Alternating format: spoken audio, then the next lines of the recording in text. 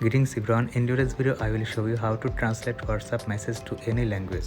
Before you get started, please subscribe our YouTube channel. Your mobile phone itself is simply an application, so this is the app called Chat Translator.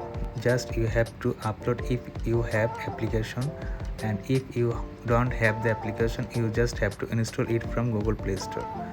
So for this you just need to open this application on your mobile phone. After downloading it, you can see there is option called switch on or turn on accessibility on your mobile phone. So you just have to go to on application management for this application and switch on all permission the app required.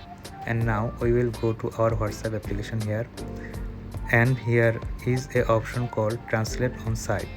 Translate here, and I will select this message to translate it to in Hindi or any language which I can understand. So you can see the language is converted now. This is the text in Hindi language and I can read this text easily. So this is the video how you can translate WhatsApp message to any language. Thanks for watching this video.